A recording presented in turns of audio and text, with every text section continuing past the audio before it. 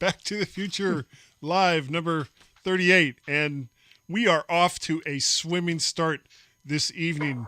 And for the last 2 weeks, while Warren was on his cruise, we had Brian Monroe on, and I just wanted to say before we get started, a real quick shout out to Brian. Thank you, Brian, for being on. Also, thank you for helping me out with a couple of little things trying to get this to work a little bit better. Even though I don't think it did any good, I appreciate the effort, so thank you. As usual, now that he is back off of the high seas, we have with us this week regular Mac to the Future contributor to the Livecast, Mr. Warren Sklar. Hey, how's it going, Warren? Good. How are you doing? I'm doing fine. How was the trip? It was good. It was very good. Was that like the first cruise you'd ever been on? No, it's number 4. Number 4. See, I can't get my wife to go on a cruise. I don't know why. It's we weren't sure the first time we did it, and after we did it, we liked it. So, that could apply to so many things. Yeah. Just go on a decent cruise line, and it's good. Okay. So you go on different islands, and there's excursions, and you parachute, and you sail, and you go down rivers, and nice, all that good stuff. Yep. Now, for those, how many people? We got a couple people watching. Very good. For those who don't know, if you look on your screen right now, you will see some of the various ways that you can get a hold of us. You can go to the Mac to the Future Go webpage, which is mttfgo.com. Click the MTTF-live button, and you'll be able to kind of hook up with us through there. Actually, even talk to us. It's weird how that works. You can also go directly to xenolive.com, look for the MTTFgo livecast. But oddly enough, you can reach us by this archaic device that's known as a telephone. All you have to do is dial 1-701-801-4367, and then once you're connected, dial 5 to request to talk. Though you don't have to request to talk, you can just listen that way. That's fine. We're not at all picky.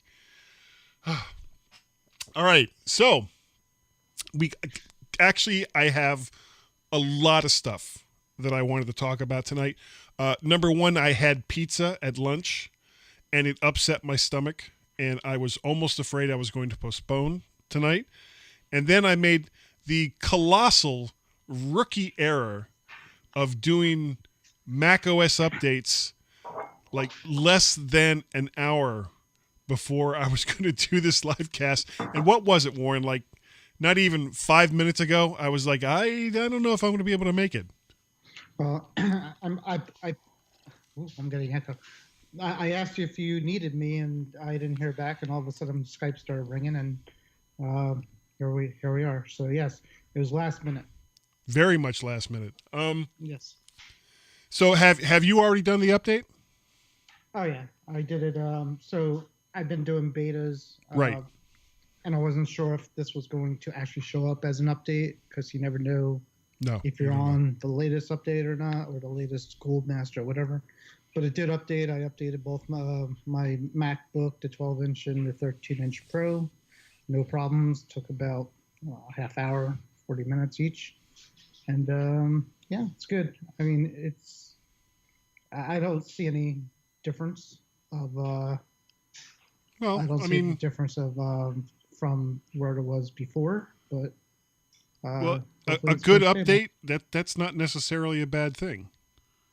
Well, yeah, it depends on what they're trying to fix. But did you read the details on this update? Something about USB devices, third-party USB device support. Voiceovers also. Voiceovers for PDFs in preview. That's got to grab you by the short hairs and get you so excited. And if that wasn't enough, it also improves compatibility with Braille displays in Mail. I mean, I'm just like blown away. I don't even know how to respond to that. I'm kind of used to that. I also do the Windows beta program. It's called Windows Up Insider Program. Right. And they come out with one like every week. And the release notes are pretty much the same thing. It's basically saying fixed an issue in Edge when you click on the accessibility option. And there'll be like a list of like 5 things. They have to come up with these things. And it's like, yeah, something really exciting. Yeah. Like somebody's job was to do that, and that's like their whole job, you know. Their whole job is to come up with ways to get you excited about an OS update that really doesn't do that much. Now, considering what's been going on with Apple over the last couple of weeks and some of their other updates, like being able to log on to your, Brian and I talked about this last week, being able to log on to somebody's computer as root, not good. There's been some high profile bugs in iOS. So honestly, a boring, everything just worked Mac update, I'm oddly okay with that. I could use, considering everything that's been going on, I could use a little bit of dullness.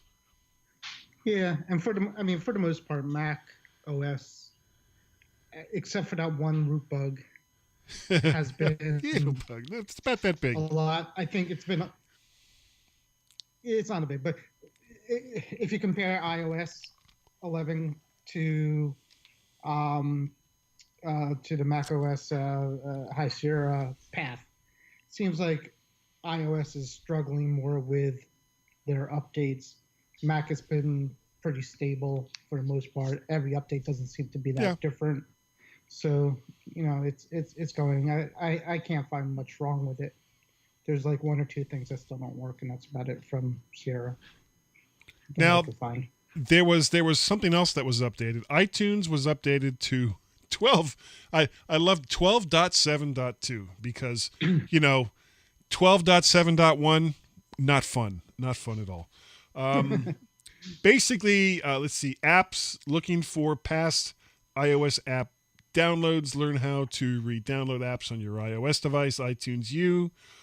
Collection of iTunes U content appears in the podcast section. Internet radio stations will appear in your music library sidebar. iOS 11 supports re-downloading ringtones directly to your iOS device. And books on Windows. Books on iTunes for Windows are managed in iBooks for iOS. So I guess if you're on Windows, that's a big deal or something. Yeah. So I'm looking at the iTunes now, and so I don't remember if ringtones was there before. What do you use ringtones? No, I think I bought one like 5 years ago and that I don't use, but I'm just trying to figure out if it looks any different than before, but it looks pretty much the same. Yeah. And the weird thing was ringtones, that was like a huge deal for Android users we can change our ringtones. It's like, okay, well, we can do that now, and nobody really seems to care. So yeah, it used to be a thing, I guess, but not so much anymore. I know when iTunes changed a couple of releases ago, everybody got all up in arms over the app management issue and the ringtone issue. Right. So I don't know if they're just trying to. You mentioned something in that said something about the app management. What was that? Oh, yeah. I guess let me see. Looking for past iOS app downloads, learn how to re-download, and then they have a link here. I basically just pulled this right off of Apple's site. Learn how to re-download apps on your iOS device. So if you had apps that you used to manage through iTunes, which of course you can't do anymore, they have a link here to show you how to re-download apps that you may not currently have on your iOS device but may want on it that you've had before. Right. So instead of adding it back, they're going to teach you how to do it the way they want you to do it. Exactly. Basically, yeah. Yeah. Right. You know, and I've actually been thinking about this. I'm starting to think that they took apps out of iTunes not because they wanted to simplify iTunes, but because they want to get people used to the idea of doing everything you possibly can, not on your regular computer, but through an iPad or an iPhone or something along those lines. And what really kind of got me thinking along those lines was there's this commercial that Apple has on right now, and I'm not a huge fan of it. Not the one where the girl is dancing. I actually think that's really wild. It's this young girl who's like going around the city and taking pictures and doing things on her iPad, and then I guess she's in her backyard and she's typing away on of course Apple's keyboard, because that's what any person that would want an iPad would have would be Apple's keyboard, not somebody else's keyboard. And I get her mom or whoever comes out and says, "Oh, what are you doing on your computer?" And she looks up and she says, "What's a computer?" It's like, I was actually okay with the commercial until that moment. The moment that part of it came, I was kind of like, oh my God, really? You're telling me that because of iPads, that someone who is, I'm guessing this girl was probably like between 10 to 12 years old, wouldn't know what a computer was by name. Yeah, I've seen them many times. Yeah. And yeah. So she looks kind of androgynous to me. And some people have commented on it. I mean, I think it's Apple's take on the not too near or maybe far ahead future. Basically, that's what they want to get to. But yeah, it was stupid. So. But after seeing that commercial, that's what made me kind of start thinking along those lines that they would, if you want to buy a Mac, that's great. Apple would be delighted to sell you a Mac. But what they would really rather sell you, as far as a computing device goes, I think is an iPad. I think that's where they want most people to go. But that's just what I think. What do you think? And Marcus, we're not making fun of the handicapped. I don't even know this. They've been trying to get the computer out of the iOS equation for a while. Obviously, they started with being able to download things from the cloud, music, apps, whatever.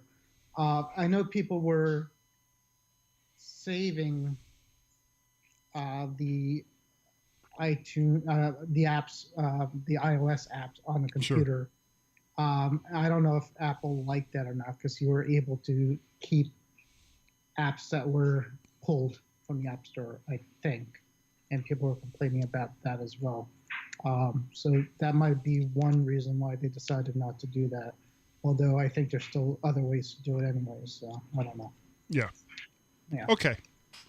And again, if you have any comments, not necessarily you, Warren, or me, Guy, but the multitude of people that are watching this right now, if you have any comments, we'd like to talk to us about anything that we're talking about here, or if there's some subject that you want to talk about, you can call us 1-701-801-4367. And then once connected, dial 5 to request to talk.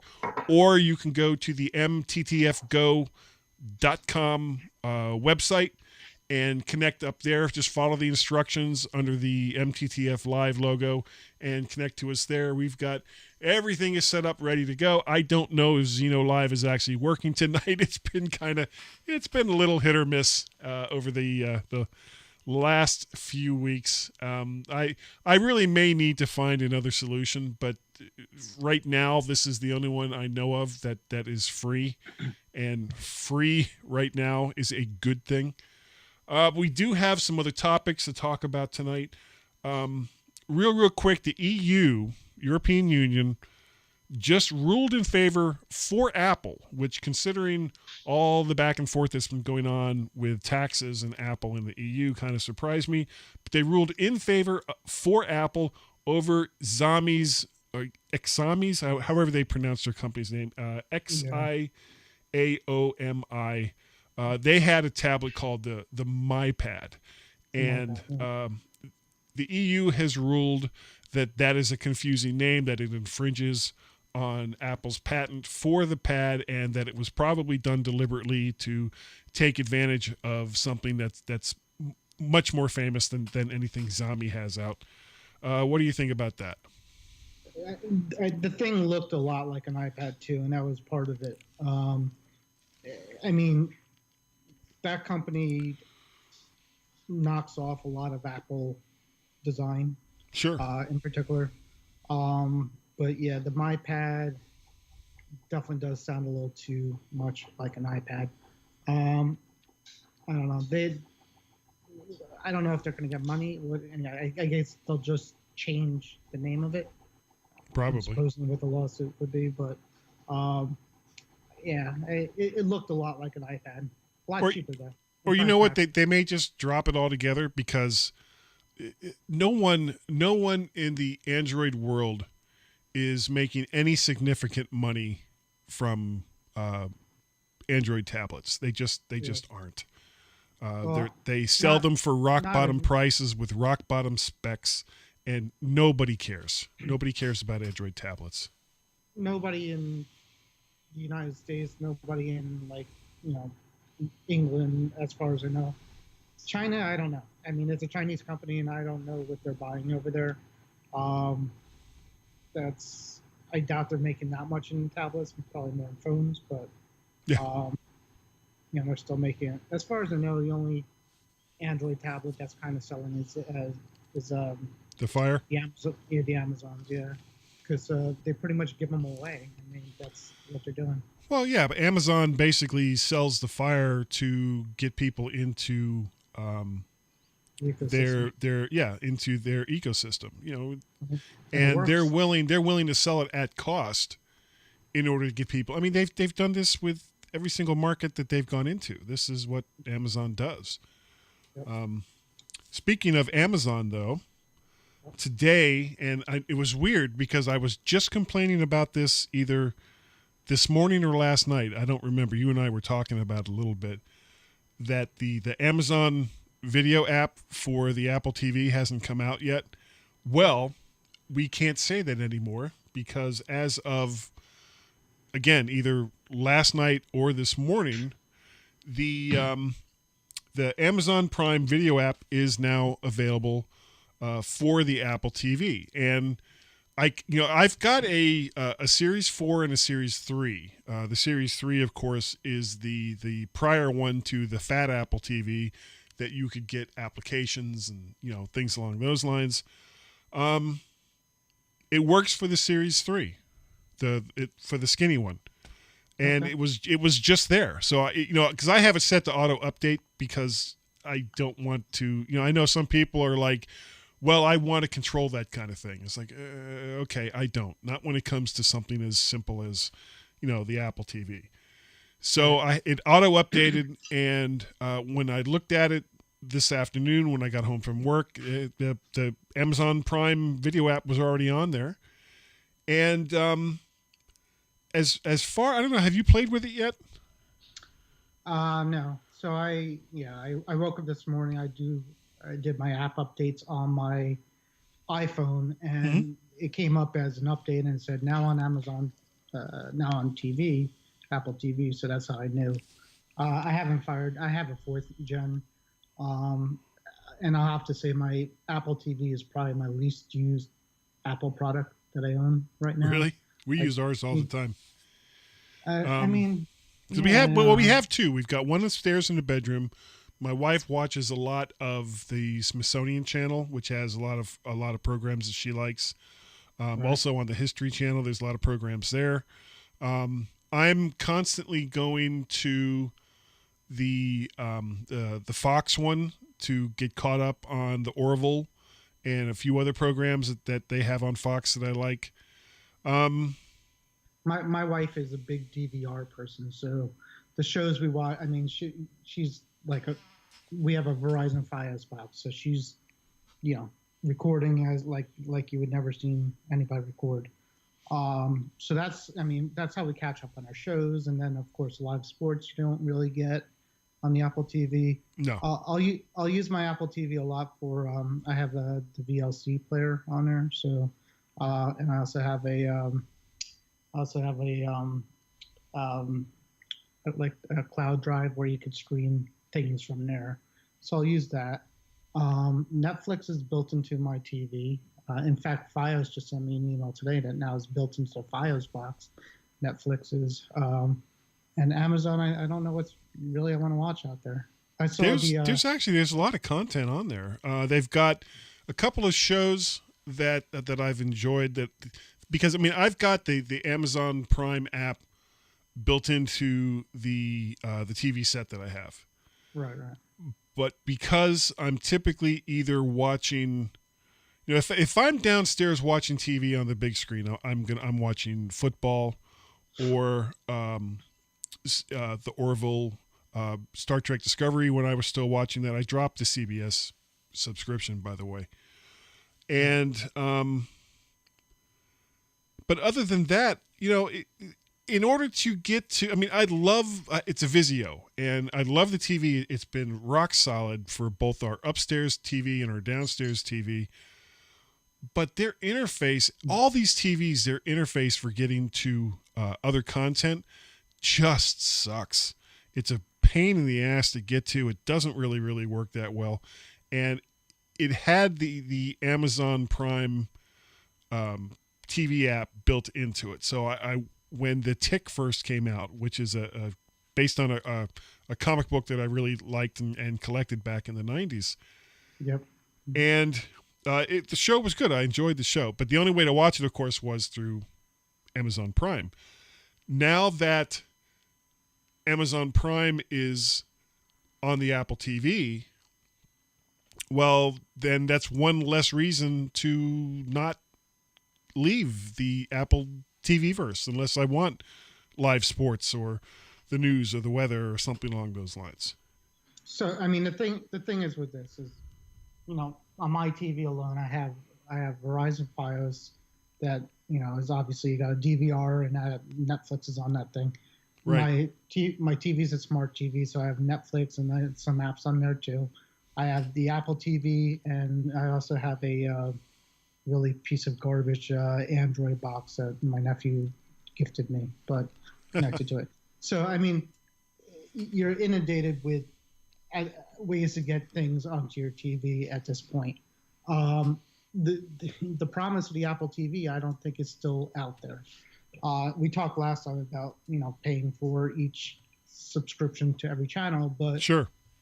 The promise that Apple tried to make, and I don't think it's their fault, is basically you tell Siri that you want to watch a show or a movie with this actor, and it will search through every single app out there and find it.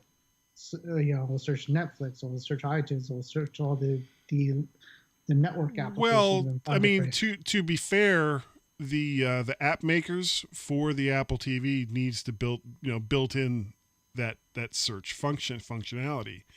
It can't just crawl through the app, to find stuff that the app maker doesn't make available.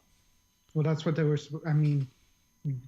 That was what they were selling. They were selling a single sign-in that signs you into every single content that you are eligible to get. Once you actually have it signed up. Hey, we got a call coming in. I am going to try to bring that person in. Hello, Mr. 650. Hello? Who's this, Brian? Yeah. How did I know it was going to be you, Brian? Basically, because I'm probably the only one calling in. Yeah. Actually, I wanted to say with Warren, what he's saying here about the TV, Apple TV not working. Well, it's working for him, but he's definitely right about those issues about the single sign-on not working as smoothly as it should, right? Mm-hmm. Right. And how it's like one of those things where it's an example of here people trying to force copyright protection or controls on technology that doesn't want to have it. I'm trying to enforce scarcity in a situation where it's not going to happen, right? Right. And so these cable guys and satellite guys don't want to be pulled out of the loop, right? So they want to force you to log in. And there are times things like that work, and other times they don't. And obviously, then this is disconjointed situation where across different apps on your Apple TV, you don't get a full experience as to like doing the search, So instead of like this one search box, rule them all kind of thing, find your stuff everywhere. Well, it doesn't exactly work that way. I'd say it probably works better. I hate to say it on a TiVo anyways, because at least everything shows up there and you can see which of the services has the show you want to watch, depending on whether or not it's something you subscribe to or not. Right. Yeah, but that also depends on whether or not that show is currently airing, because regular cable, you don't have the convenience of time-shifted content. It's sort of a yes or no there. Well, yes. Go ahead, Mr. Warren. I was going to, I don't have it, but there's, Xfinity has something now. Their X1 or whatever it is, but they have the voice search, and supposedly people like it. People hate Xfinity because their customer service and their reliability is terrible, but this thing actually works fairly well. As far as, time shift, I mean, a lot of these things there's on demand that's pretty good now. You can almost find, I'm sure you can find Yorba on demand on whoever you have, Fios or Xfinity. I'm sure you could get it on there, all the episodes. They do it. So there's a lot of content out there on regular cable or these services. And, again, at least the Xfinity has a pretty good way just to, find it. Whereas the Apple TV is still hard to find and control. Yeah, we got Frank Petrie says that we should run a crawl with sports scores, and that he can't find a dumb TV anywhere, that he just wants a huge monitor for his Apple TV. You can if you really look hard, but honestly, it's going to be difficult because most TV sets, they want to be smart because it's part of what they do now. So yeah, it's like smartphones. It becomes a question of, does the market move that direction? So again, if somebody wants to get a simple, Nokia, I guess, was redoing some old 9910 or whatever, some old phones they were doing, basically redoing them. But for the most part, because the whole entire market shifted, you kind of have to go with the way it works. At least in consumer electronics, you really don't get niche products, right? That's when we get only in corporate environments where you're going to spend hundreds of thousands of dollars or hundreds of thousands of dollars for something that does one thing but does it really well. Right, or something that basically, or in a situation where somebody's going to be like, okay, there's going to be like 10 buyers of this thing, and this is also why you see like things like screen readers and some specialized software and solutions out there are expensive because the market's just limited. So it used to be where you would think that putting a smart TV on a TV was, I would think, a bad idea because the software gets outdated probably before the TV gets outdated on it. Not just the software, but the CPUs that run these things. That's a huge part of it, right? Exactly. You don't.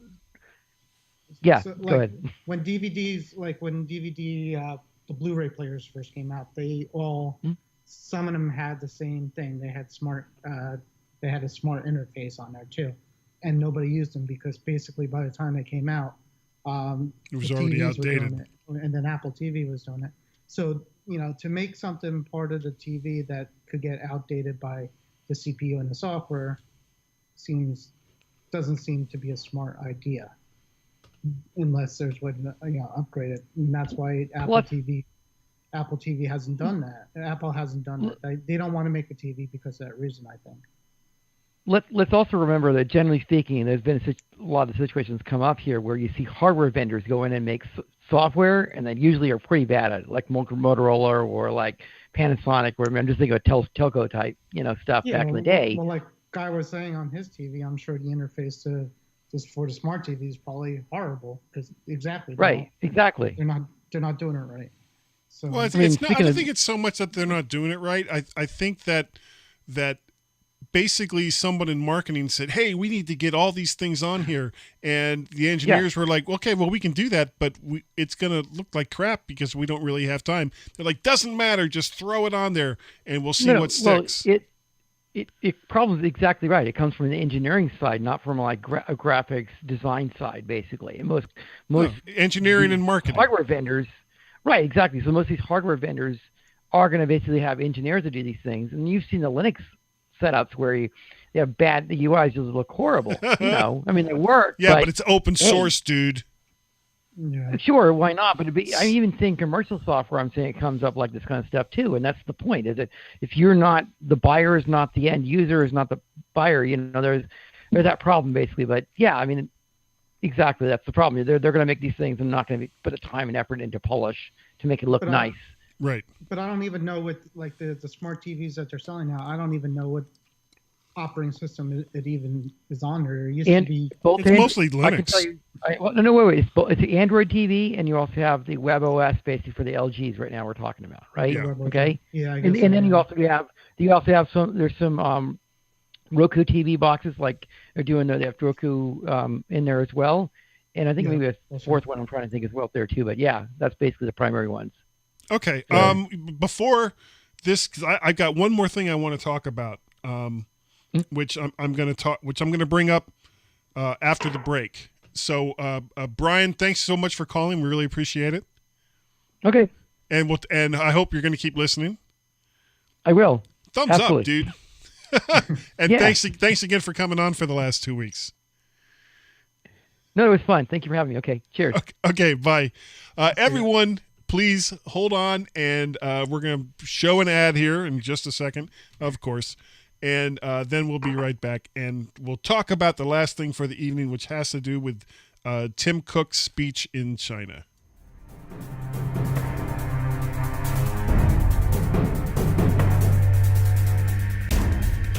This is Private Eye Macintosh, and I'm here to tell you about a book written about me and my search for the Maltese Cube. Yes, it's a fine book. I think you should get it. Quiet, you. It combines technology, Mac trivia, action, murder, suspense. Oh, just tell them where to get it. I'll get to that. Romance, film noir detective fiction. I can't stand it anymore. It's called The Maltese Cube, and it was written by my Mac writer and podcaster Guy Searle. Find it on Amazon. It's only $2.99 and coming soon to the Apple's iBook store. Don't forget, it's The Maltese Cube and so inexpensive. You know you're not in it, right? I'm in the next one, right? Sure thing, Louis. You know, this could be the start of a beautiful friendship. Get the Maltese Cube on Amazon and soon in the iBook store. Okay. We are, oh boy, my mic was just going crazy there. We are back. And of course, we still have Warren with us here. Anything that we're talking about tonight, please give us a call, 1-701-801-4367. Once you're connected, dial 5 to request to call in. Also, you can find us at the mttfgo.com website. There's a link there to listen live. And of course, listen to us live here on Facebook and everything else that you want to do there. The last thing I wanted to talk about, Warren, before we call it a night, is Tim Cook was just over in China for the World Internet Conference, which was held in China, and this was the quote that seems to have a lot of people really, really upset. And what he said was, "The theme of this conference, developing a digital economy for openness and shared benefits, is a vision we at Apple share," said Tim Cook.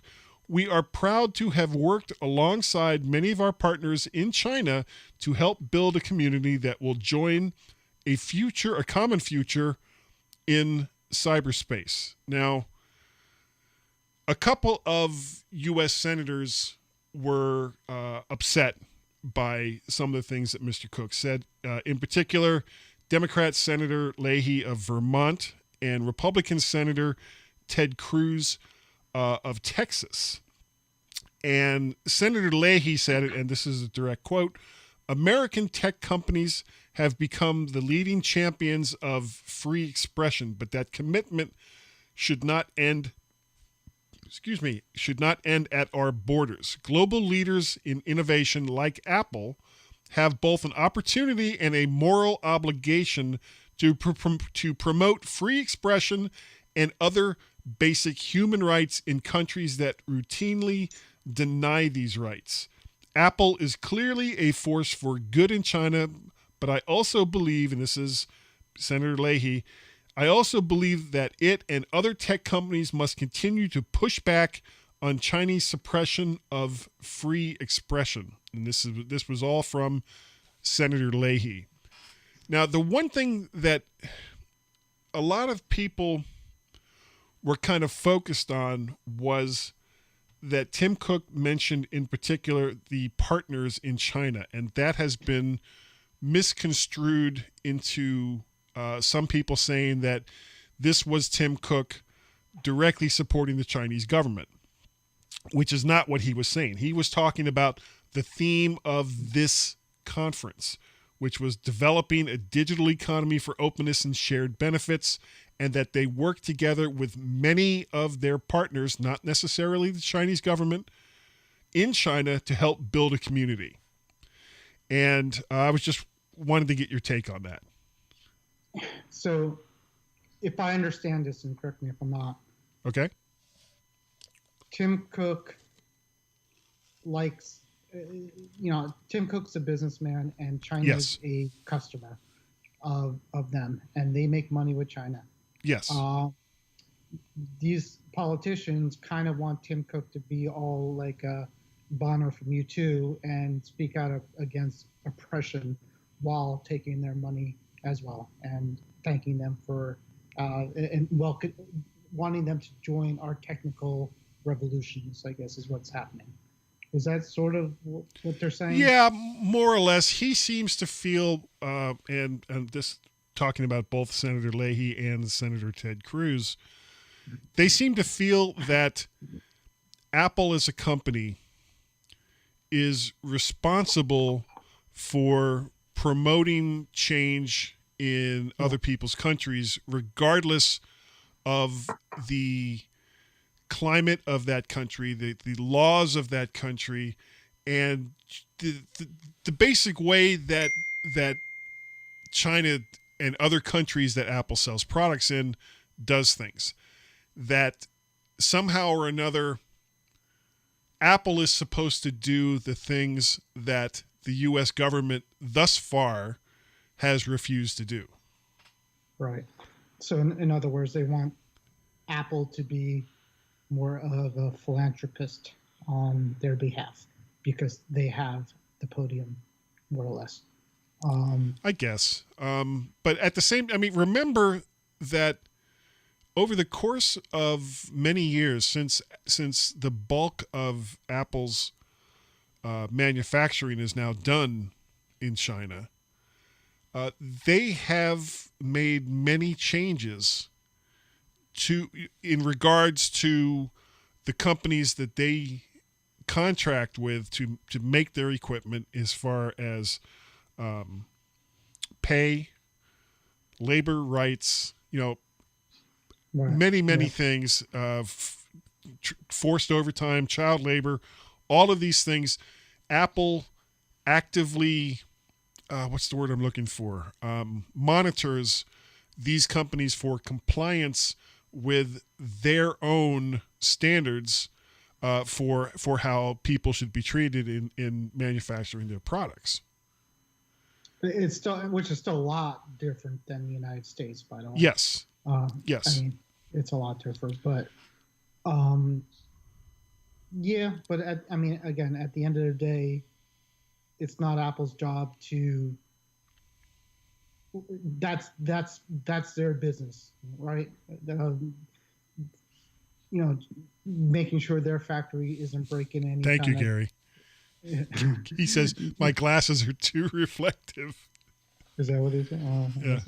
I don't have any other glasses, and one of the things I would like to do in this studio is set up some different lighting. I wouldn't mind getting some lighting like on either side of me here, coming straight down instead of just a lamp that's on the other side. My studio is my kitchen. Yeah. So, yeah. I think the government's asking too much of Apple, to be honest with you, and I think that's a silly comment of them. I don't think it's Apple's or any or any company's job.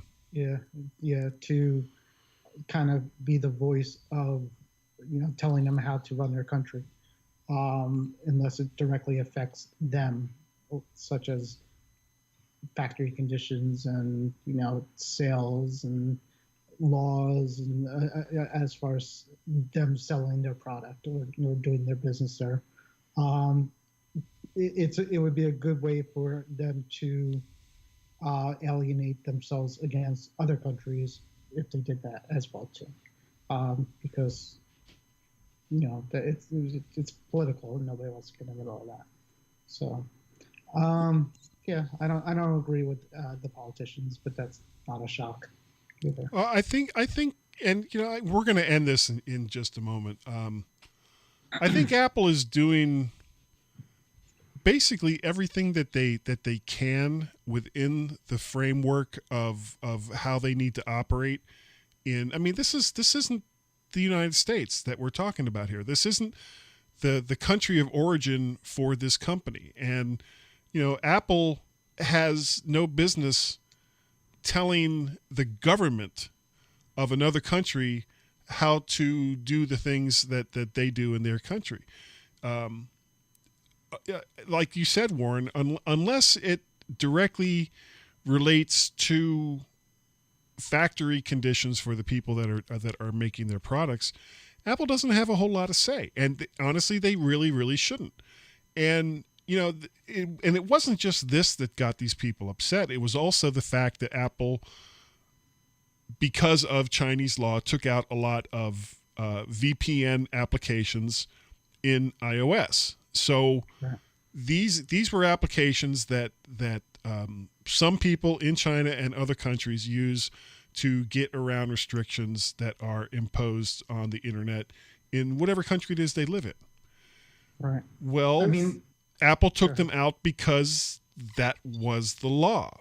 They were told to do so by the government. And if Apple wants to continue to do business in these other countries, they have to follow those laws. Yep. The problem, just came to my mind, but the problem is Tim Cook in particular has been vocal about political issues in the United States.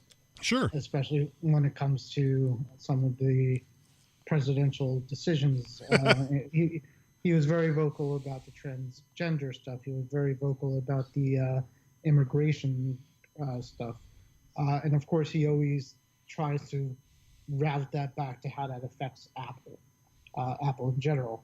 But we know that, he's pushing that. That's, he's trying hard to relate it to his company, but he is a lot more political than definitely Steve Jobs was. He's definitely more of a philanthropist than Steve Jobs was, and I think the government sees that in him, and I think they expect him to do it in other people's countries too.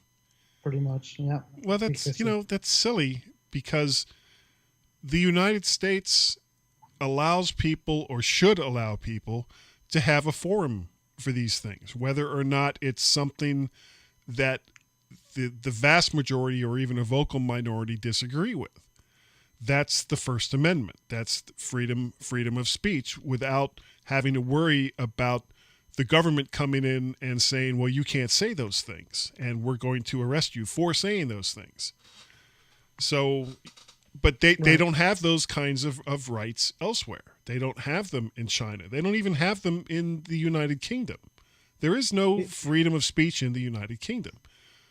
Right. But it's all money. It's even with Apple, and as much as you can think that they're trying to help and change the world, Apple's not going to come out and say something that's going to destroy their business, piss off a lot of customers enough to not buy their product. There's other, you'll see things, you've seen the things with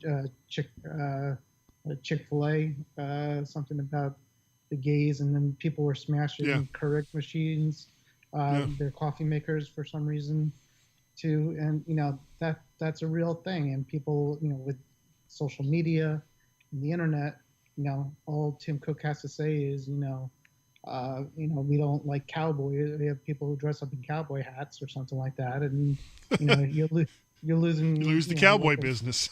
You lose all the cowboys are going to switch to Android, and it could happen. So okay, well, he's being careful. The upshot of this is, if Senator Leahy or Senator Cruz wants to enact change in China, well, then maybe they should go through official government channels to do so instead of expecting Apple or Google or Facebook or really any other tech company that does business in China to do it for them. That's my take on it. My take is, worry about America. If you're an American politician, worry about America right now, because I think we need it more than ever. Okay, Warren, if people wanted to get a hold of you for some crazy reason, how would they do so? You can find me on Facebook most of the time. I don't tweet. I don't really Skype. Just find me on Facebook. Message me on Facebook if you need to. Okay, and you can reach me. My email address is guy@mttfgo.com or g01@gmail.com. I am Mac Parrot on Twitter. We have a Skype telephone number, 703-436-9501. This will all be in the show notes so that you can get a hold of us. You can go to the Mac to the Future, mttfgo.com. Leave messages there. All kinds of ways to get a hold of us. And I think that's going to about do it for this evening. Warren, thanks for being on. I appreciate it. Thank you for having me. And good to be back. It is good. It's good to see you. We will see you guys next week.